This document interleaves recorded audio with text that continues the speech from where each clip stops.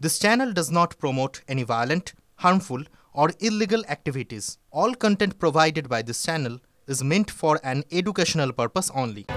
আচ্ছা, বাংলায় কি খাপ পঞ্চায়েত চলছে? বাংলায় কি খাপ পঞ্চায়েত চলছে? রাজ্যের মুখ্যমন্ত্রী তৃণমূল সুপ্রিমো মাত্র এক সপ্তাহ একদিন আগেও 21শে জুলাইয়ের মঞ্চ থেকে হুঁশিয়ারি দিয়েছিলেন কেউ অন্যায় করবেন না, কিন্তু তারপরও সালিসির নামে দাদাগিরি থামছে কোথায়?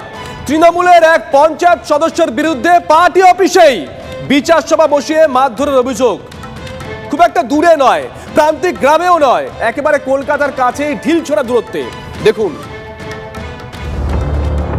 চোপড়া থেকে আরিয়াদহ হয়ে সোনারপুর, মাসখানেক ধরে জেলায় জেলায় তৃণমূল নেতাদের বিরুদ্ধে দাদাগিরির অনেক ছবি সামনে এসেছে। অন্যায় করবেন না, অন্যায় সহ্য করবেন না। দল যে কোনো রকম অন্যায় বরদাস্ত করবে না সেটা বুঝিয়ে দিয়েছেন দলনেত্রী, কিন্তু তাতেও কাজ হচ্ছে কোথায়? এবার খাস কলকাতার উপকণ্ঠে রাজারহাটের মতন জায়গায় সালিশি সভার নামে তুলে নিয়ে গিয়ে যুবককে মারধরের অভিযোগ। কাঠগড়ায় সেই তৃণমূল।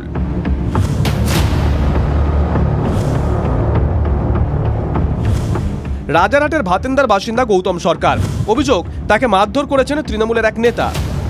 আমাদের তৃণমূলের পঞ্চায়েত মেম্বার, উনি আমাকে ফোন করে বাড়িতে 3টে ছেলেকে বাইকে করে নিয়ে আমাকে ঘর থেকে রীতিমতো তুলে নিয়ে গিয়ে সালিশি সভার নাম করে আমার উপরে উদ্যম প্রহার করেছে। সেগুলো আমরা অন্যান্য পার্শ্ববর্তী গ্রাম মফস্বলে শুনেছি, সন্দেশখালী শুনেছি, বাট রাজারহাটে এরকমই ঘটনা এরকম প্রথম দেখলাম। এটা আমার উপরে প্রহার হয়েছে। যে তৃণমূল নেতার বিরুদ্ধে গুরুতর অভিযোগ এনেছেন গৌতম সরকার, তিনি রাজারহাট বিষ্ণুপুর 1 নম্বর পঞ্চায়েতের তৃণমূলের সদস্য রক্তিম কর। রক্তিম রাজারহাট পঞ্চায়েত সমিতির সভাপতি প্রবীর করের ভাইপো। সম্প্রতি প্রয়াত হন গৌতম সরকারের বাবা। শুক্রবার ছিল অন্ত্যেষ্টিক্রিয়া। অভিযোগ, শনিবার বাইক বাহিনী তার বাড়িতে চড়াও হয়। যদিও যার বিরুদ্ধে অভিযোগ সেই তৃণমূল পঞ্চায়েত সদস্যের দাবি, কোনো সালিসি সভা বাড়ি থেকে ডেকে নিয়ে আসা হয়েছে, ফোন করা হয়েছিল, না বলছে বাড়ি থেকে লোক পাঠিয়ে। একদম না, মিথ্যে কথা বলছে। কিন্তু কেন এই অভিযোগ পাল্টা অভিযোগ? জানা গেছে আক্রান্ত গৌতম সরকার বেসরকারি ঋণ প্রদানকারী সংস্থায় কর্মরত। কমপ্লেনটা ছিল অনির্বাণ সরকার কমপ্লেন করেছিল, ঠিক আছে। আমি একটি লোন প্রদানকারী সংস্থায় কাজ করি, তো সেখানে কিছু কাজ ওনার মাধ্যমে হয়েছিল, কিছু বকেয়া পাওনাগন্ডা ছিল। তো মালিক ওনাকে অ্যাসুরেন্স দিয়েছিল যে সোমবারে আসুন বা 14 তারিখের মধ্যে সেটাকে মিটিয়ে দেবে। সেটা সত্ত্বেও ও আমার উপরে ব্যক্তিগত আক্রমণ করেছিল। আমার এক্ষেত্রে মনে হয় যে অনির্বাণ সরকারের সাথে রক্তিম করের হয়তো কোনো আর্থিক বোঝাপড়া ছিল, তাই জন্য আমার উপরে এত কিছু আক্রমণ করেছে। ছেলেটি বিজেপি করে এবং আমাকে মেলাইন করার জন্য এগুলো বলেছে। প্রশ্ন হলো, যদি টাকা নিয়ে গন্ডগোল হয় তাহলে তো পুলিশ রয়েছে, সেখানে না গিয়ে কেন তৃণমূলের দ্বারস্থ হলেন অনির্বাণ সরকার? কেন আইন নিজের হাতে তুলে নিলেন তৃণমূল কংগ্রেস নেতা? আক্রান্ত যুবকের দাবি, আপনার নামে অভিযোগ আছে, একজন কমপ্লেন করেছে, কালীঘাট থেকে আমার উপরে প্রেশার আসছে। কালীঘাট থেকে চাপ বলতে কি বোঝাতে চেয়েছেন গৌতম সরকার? এই নিয়ে প্রশ্ন করা হলে তৃণমূল পঞ্চায়েত সদস্য রক্তিম কর প্রথমে বলেছিলেন, কার্তিক ব্যানার্জির অফিস থেকে একজন এসেছিল, তার লোকের সঙ্গে আর কি চিটিংবাজি করেছে, তো সেটা কথাবার্তা বলিয়ে দেওয়া হয়েছে। তার মাঝখানে বসে রেকর্ডিং করছিল, ফোনটাকে ফরম্যাট করে দেওয়া হয়েছে। কার্তিক ব্যানার্জি বলতে কার কথা বলেছেন রক্তিম কর? পরে অবশ্য ইউটার্ন নিয়ে নেতার দাবি, তোমার কোনো সমস্যা নেই, তুমি আসো, বসে ব্যাপারটা মিউচুয়াল করো, কারণ ওনারা অনেক দূর থেকে এসছে। ব্যাপারটা পাঠিয়েছে না বলতে পারবো না।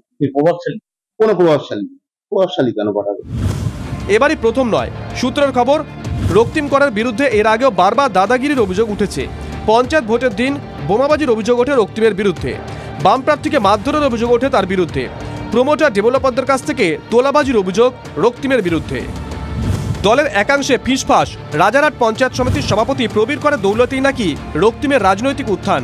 বিধাননগরের মেয়র পরিষদ তথা তৃণমূলের দাপুটে যুব নেতা দেবরাজ চক্রবর্তীর ঘনিষ্ঠ হিসেবে নিজেকে দাবি করেন রক্তিম কর। কি এখন যদি কেউ ভুল করে সেটাকে আমি সমর্থন করব? আমার সঙ্গে নিশ্চয়ই ওর যোগাযোগ আছে, মিথ্যে কথা তো নয়, কিন্তু ওটা এটা করেছে সেটা তো আমায় বলে করেনি, সেটা আমি জানি না। বিচারটা করবে পুলিশ, প্রশাসন তদন্ত করে দেখুক ঘটনাটা সত্যি কেন। অনেকে দেখেছেন আপনারা, ঘটনা সত্যি নয় তাও অনেকে অভিযোগ জানায়। এখানে আড়াল করার কোনো ব্যাপার নেই। এখানে আমরা যত জিতব তত আমাদের নরম হতে হবে। আমরা যত জিতব তত আমাদের দায়িত্ব বাড়বে। খুব বেশি দিন আগে নয়, গত রবিবারই 21শে জুলাইয়ের মঞ্চ থেকে দলের কর্মী নেতাদের ঠিক এভাবেই নম্র দায়িত্ববান হওয়ার নির্দেশ দিয়েছিলেন মমতা বন্দ্যোপাধ্যায়। কিন্তু তারপরও পরিস্থিতি বদলাচ্ছে কোথায়? অভিযুক্ত নেতাদের বিরুদ্ধে কি কড়া ব্যবস্থা নেবেন তৃণমূলের শীর্ষ নেতৃত্ব? প্রশ্ন সেটাই। রঞ্জিত ও সিজারের রিপোর্ট, TV9 বাংলা। কোচবিহারের দিনহাটার ছবিটা একবার দেখুন। সেখানে নাকি বছরের পর বছর BMOH এ দেখা নেই। প্রতিবাদে পথে তৃণমূল নেতাকর্মীরা। ব্লক স্তরে স্বাস্থ্য পরিষেবার সর্বময় কর্তা BMOH, তার ভূমিকার উপরই নির্ভর করে চিকিৎসা পরিষেবা, অথচ তিনি নাকি ফাঁকিবাজ। সোমবার কোচবিহারের দিনহাটা 1 নম্বর ব্লকের গোসানিমারি ব্লক প্রাথমিক স্বাস্থ্য কেন্দ্রের বাইরে চলে বিক্ষোভ স্লোগান। বিক্ষোভ দেখান স্থানীয় তৃণমূল নেতাকর্মীরা। তাদের অভিযোগ, করার পরে 24 মাস হয়ে গেল, উনি 12 থেকে 15 দিন অ্যাটেন্ডেন্স, সরকারি যে সাপ্লাই যেটা আছে সেটাকে এরা কাজে না লাগিয়ে কিছু অসাধু দোকান আছে বাইরে, সেখান থেকে ওষুধ ক্রয় করে নিতে হচ্ছে। এই ব্লক স্বাস্থ্য কেন্দ্রের উপরই নির্ভর করেন আশেপাশের কয়েক হাজার মানুষ। অভিযোগ, হাসপাতাল কর্তৃপক্ষের উদাসীনতায় স্বাস্থ্য পরিষেবা তলানিতে ঠেকেছে। কর্মরত এক চিকিৎসকের আক্ষেপ, রেগুলারিটি মেনটেন করতে পারছেন না, যার জন্য একটা বড় সমস্যা তৈরি হচ্ছে। কাজের ক্ষেত্রে একটা সমস্যা থাকেই, পুরো গ্রুপ বিও পাচ্ছি না। কবে ভর্তি হয়েছেন? না, আজকে শুনলাম। এখনো ডাক্তার দেখেনি? স্থানীয় তৃণমূল নেতৃত্বের আরও অভিযোগ, এখানে যে BMOH স্যার, তিনি তো ঠিকমতো ডিউটিতেই আসেন না। পেন পার্টি এত বেশি হ্যারাসমেন্ট হবে এই হাসপাতালের জন্য। CMS যদি এর কোনো সদুত্তর আমাদেরকে না দেয়, আগামীতে আমরা এর থেকেও বৃহত্তর আন্দোলনে আরও যাব। আজকে গত 7 দিনে প্রায় 3 জন রোগী বলতে গেলে বিনা চিকিৎসায় মারা গেছে, ভুল চিকিৎসায় মারা গেছে। তার সঙ্গে ফোনে যোগাযোগ করা হলে উনি হুমকি দিয়েছেন যে এরকমভাবে আন্দোলন চলতে থাকলে BPSC-তে উঠে যাবে। যার বিরুদ্ধে এত অভিযোগ, সেই BMOH রামেশ্বর ঘোষের কোনো প্রতিক্রিয়া মেলেনি। এ কথাটা আমরা জানি, আমরা শুনেছি, এবং আমাদের লোকাল স্তরে এখনও ডিস্ট্রিক্ট লেভেলে আমরা তদন্ত করেছি এবং সবটাই আমরা আমাদের ঊর্ধ্বতন কর্তৃপক্ষকে জানিয়ে দিয়েছি। খুব তাড়াতাড়ি সমস্যা মিটে যায়। বিরোধীরা নয়, শাসক নেতারাই স্বাস্থ্য পরিষেবার হাল নিয়ে সরব। CMOH বলছেন ব্যবস্থা নেওয়া হবে, কিন্তু সেটা কবে? কোচবিহার থেকে ক্যামেরায় প্রসেনজিৎ দাসের সাথে সুমন কল্যাণ ভদ্রের রিপোর্ট, TV9 বাংলা।